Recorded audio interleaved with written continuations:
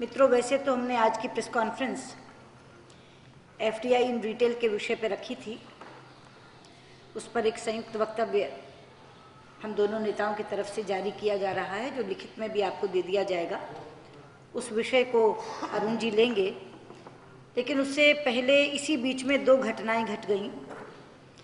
एक घटना जो शरद पवार जी के साथ घटी, वो एक टिप्पणी डिमांड करती है, और लोकसभा में अभी जो हाउस में घटा उस पर टिप्पणी चाहिए। जहाँ तक शरद पवार जी के साथ घटी हुई घटना का ताल्लुक है, हम भारतीय जनता पार्टी की तरफ से उसकी पुरजोर निंदा करते हैं। किसी भी तरह से इस घटना को उचित नहीं ठहराया जा सकता, लेकिन कांग्रेस प्रवक्ता का ये बयान कि घटना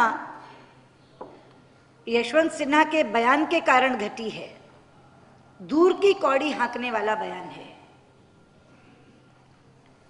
this is stretching too far his comment.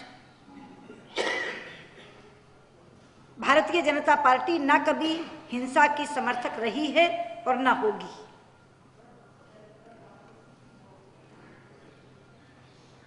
मतभेदों को अहिंसक तरीके से बताया जाए, इस बात के हम हमेशा पक्षधर रहे हैं। और शरद पवार एक डिसेंट व्यक्ति हैं, भले व्यक्ति हैं,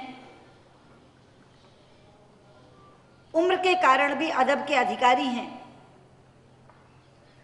उनके साथ इस तरह की घटना जो घटी है वो घोर निंदनीय है।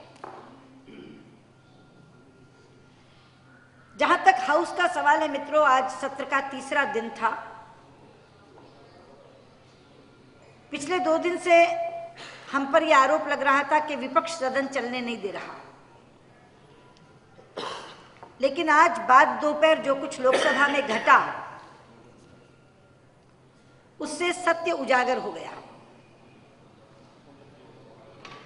पिछले 3 दिन में जो जो घटा है, मैं सिलसिलेवार आपको बताना चाहती हूं। 17 तारीख को जब स्पीकर साहब के यहाँ बैठक थी, तो जो मुद्दे उसमें चिन्हित किए गए, उसमें नंबर 1 पर महंगाई और नंबर 2 पर काले धन का मुद्दा था। हमारे वामपंथी साथियों ने कहा कि वो महंगाई के मुद्दे पर एडजर्नमेंट मोशन देना चाहते हैं। तो हमने कहा कि आप महंगाई पर एडजर्नमेंट मोशन दीजिए, हम काले धन पर एडजर्नमेंट मोशन देंगे।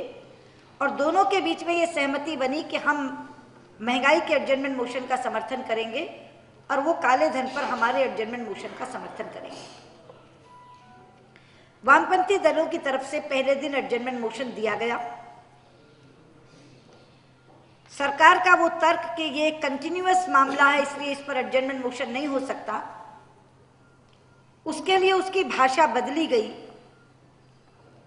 और ये कहा गया कि पिछले सत्र में जो सर्वसम्मत प्रस्ताव पारित हुआ था,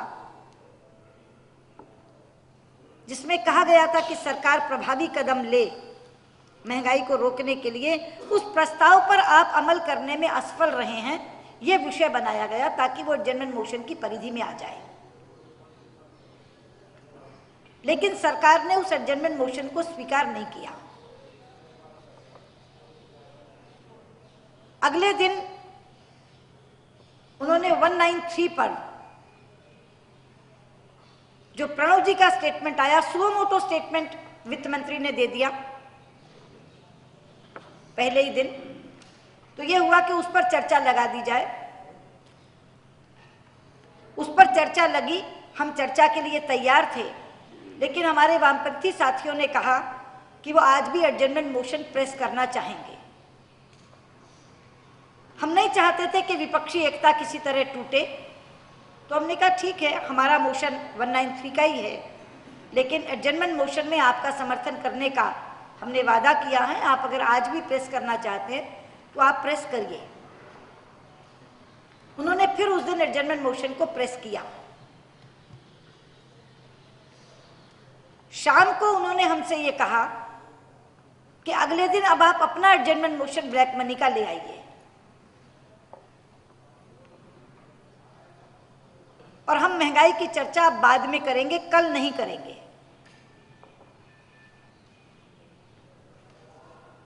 और उन्होंने ये कहा कि हम भी ब्लैक मनी पर एडजर्नमेंट मोशन कल दे देंगे। तो मैंने संसदीय कार्य मंत्री से बात की और ये कहा कि 15वीं लोकसभा में एक भी एडजर्नमेंट मोशन आपने आज तक स्वीकार नहीं किया, जबकि 14वीं लोकसभा में 7-8 बार एडजर्नमेंट मोशन स्वीकार हुए, हमारे समय में भी 5 बार एडजर्नमेंट मोशन स्वीकार हुए। आपको ये हठ नहीं करना चाहिए और एक एडजर्नमेंट मोशन ब्लैक मनी का आपको स्वीकार करना चाहिए। तो उन्होंने मुझे कहा कि आप अपने एडजर्नमेंट मोशन की कॉपी हमें भेज दो। हमने कहा हम स्पीकर को दे चुके हैं, आप वहां से मंगवा लो। उस पर उन्होंने मुझसे कहा कि इसमें जो गवर्नमेंट सेंश्योरिंग है, अगर हम इस शब्द को आप हटाने को मान जाएं तो हम आपका एडजर्नमेंट मोशन स्वीकार कर लेंगे। हमारी पूरे की पूरी वही भाषा, उसमें जहां सरकार की असफलता शब्द लिखा था, उन्होंने कहा कि उसकी बजाय उत्पन्न स्थिति पर चर्चा, situation arising out of the money illegally deposited in foreign banks and the action being taken against the guilty persons। हमने जो दिया था उसमें लिखा था इस पर सरकार की असफलता। तो मैंने उस समय अरुण जी से बात की, आडवाणी जी से बात की और गुरदास दास गुप्ता जी से बात की और वासुदेव आचार्य जी से बात की और कहा कि सरकार एडजर्नमेंट मोशन मानने को तैयार है अगर हम इसमें से सरकार की असफलता शब्द हटा देते हैं। तो उन्होंने कहा ठीक है, सरकार को मानने दीजिए, हमें भी यही मोशन फैक्स कर दीजिए, हम भी कल यही दे देंगे। तो लैंग्वेज उनके साथ तय करके हमने उनको भी फैक्स कर दिए, जिस पर उन्होंने मोशन आज दे दिए। तो आज एक अडवाणी जी का मोशन था और एक उन दोनों का मोशन था, लेफ्ट वालों का। सुबह भी हमसे तय हुआ, संसदीय कार्य मंत्री ने सुबह मुझसे बात की 10 बजे कि फॉर्मेट क्या होगा। तो हमने कहा कि 11 बजे जब प्रश्नकाल शुरू हो तभी स्पीकर आकर कहेंगी कि मुझे एडजर्नमेंट मोशन मिला है और एडजर्नमेंट मोशन में स्वीकार करती हूँ। Advani ji adjournment motion move करेंगे और चर्चा शुरू हो जाएगी। उन्होंने मुझसे समय भी तय किया कि 11 से 6 बजे तक हम चर्चा चला के 6 बजे इसको समाप्त करेंगे, 7 घंटे काफ़ी। हमने कहा 7 घंटे काफ़ी है। ये सारी बातें सुबह भी 10 बजे हुई, लेकिन जब हम हाउस में गए तो चारों तरफ से हंगामा दिखा। हाउस 12 बजे के लिए एडजर्न हो गया। फिर 12 बजे हम स्पीकर साहब के कमरे में गए, हमने संसदीय कार्य मंत्री को बुलाया और हमने कहा कि जो कुछ तय हुआ था ये क्या हुआ। तो उन्होंने कहा कि जो कुछ हुआ वो सब आपके सामने ही है। तो हमने कहा कि ऐसे नहीं होगा, आप सभी नेताओं को स्पीकर साहब के कमरे में बुला लीजिए, यहाँ बैठकर रास्ता निकालेंगे। तो मुलायम सिंह यादव, लालू यादव, बसपा के दारा सिंह चौहान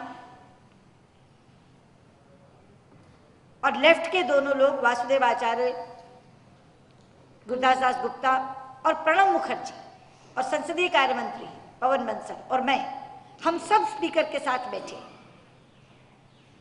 वहां हमने कहा कि हंगामा किस बात पर है। तो उन्होंने, बाकी लोगों ने कहा कि हम चाहते हैं कि महंगाई का जो मोशन लगा हुआ है चर्चा उस पर पहले होनी चाहिए, ब्लैक मनी पर बाद में होनी चाहिए। तो हमने कहा हमें कोई एतराज नहीं, अगर आप महंगाई पर चर्चा आज करना चाहते हैं तो महंगाई पर आज कर लीजिए। मुलायम सिंह ने कहा मंडे को ब्लैक मनी पर चर्चा कर लीजिए। तो हमने स्पीकर साहब और प्रणब मुखर्जी की मौजूदगी में कहा कि मैं भारतीय जनता पार्टी की तरफ से बहुत साफ करना चाहती हूँ, अगर आप आज एडजर्नमेंट मोशन ब्लैक मनी का लेना चाहते हैं तो हम आज लेने को तैयार हैं, अगर आप आज महंगाई पर चर्चा करना चाहते हैं तो हम महंगाई पर चर्चा करने को तैयार हैं, और आप एडजर्नमेंट मोशन मंडे को ले लीजिए। ये आम सहमति वहां बनी। और मुलायम सिंह जी ने कहा कि नहीं, पहले महंगाई पे करो, मंडे को ब्लैक मनी पर करो। तो मैंने कहा हम तैयार हैं, और समय तय हो गया कि 2 बजे महंगाई पर चर्चा शुरू हो जाएगी और मंडे को ब्लैक मनी पर एडजर्नमेंट मोशन ले लिया जाएगा। इसी तरह समअप करके प्रणब मुखर्जी की मौजूदगी में, पवन बंसल की मौजूदगी में, सारे नेताओं की मौजूदगी में ये निर्णय हुआ कि आज 2 बजे हमारे यहाँ प्राइस राइज की चर्चा शुरू होगी और सोमवार को ब्लैक मनी का एडजर्नमेंट मोशन ले लिया जाएगा।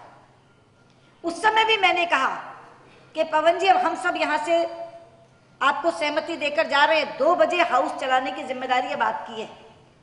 हमारे यहाँ से किसी तरह का कोई व्यवधान नहीं होगा क्योंकि सारे नेता मौजूद हैं। आपको अपने तेलंगाना वालों को कंट्रोल करना होगा। उन्होंने कहा नहीं, वो आप हम पर छोड़िए, वो हम कर लेंगे और 2 बजे हम चर्चा शुरू कर देंगे। 2 बजे सारे लोग आ गए। मुलायम साहब बैठे थे, वासुदेव आचार्य बैठे थे, गुरदास दास गुप्ता बैठे थे, शरद यादव बैठे थे। हाँ, सुबह वाले में शरद यादव भी थे, मैं बैठी थी। बीएसपी वाले बाहर चले गए थे, वो हाउस में नहीं थे।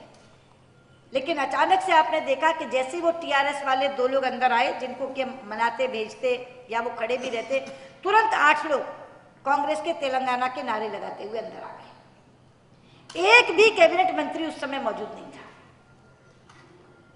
जिनके मोशन पर चर्चा होनी थी, स्टेटमेंट था प्रणब मुखर्जी का, वो मौजूद नहीं थे। संसदीय कार्य मंत्री पवन कुमार बंसल मौजूद नहीं थे और कोई व्यक्ति कांग्रेस की बेंचों से उनको समझाने को तैयार नहीं था। हार के मैं खड़ी हुई और मैंने उन तेलंगाना के साथियों से भी ये कहा कि देखिए, भारतीय जनता पार्टी तेलंगाना की पक्षधर पार्टी है। ये विषय 2-2 बार सदन में मैंने ही उठाया है और हम फिर आपका साथ देंगे इस पर। लेकिन देश में त्राही मची है, कोहराम मचा है। आज आप हमें महंगाई पर चर्चा कर लेने दीजिए, हम फिर इस मुद्दे पर आपका साथ देंगे। लेकिन ना वो सुनने को तैयार थे और ना कांग्रेस की तरफ से उन्हें कोई समझाने को तैयार था। और हश्र ये हुआ कि हाउस फिर आज पूरे दिन के लिए उठ गया। इससे क्या चीज स्पष्ट होती है कि विपक्ष ने और खास तौर पे भारतीय जनता पार्टी ने अपनी तरफ से हरचंद कोशिश की कि हाउस चले। हम कल भी प्राइस राइज की चर्चा करने को तैयार थे, लेकिन कल चूंकि हमारे साथियों ने कहा कि वो एडजर्नमेंट मोशन एक दिन और प्रेस करना चाहते हैं और आज अपना एडजर्नमेंट मोशन विड्रॉ करके हम महंगाई पर चर्चा करने के लिए तैयार थे। और ये सहमति स्पीकर के कमरे से बनने के बाद, सारे नेताओं के द्वारा उस सहमति को स्वीकार करने के बाद और सदन में उस सहमति को प्रकट करने के बाद भी अगर हाउस नहीं चला है तो इसकी एकमात्र जिम्मेदारी कांग्रेस पर है। और लगता नहीं कि कांग्रेस सदन चलाना चाहती है।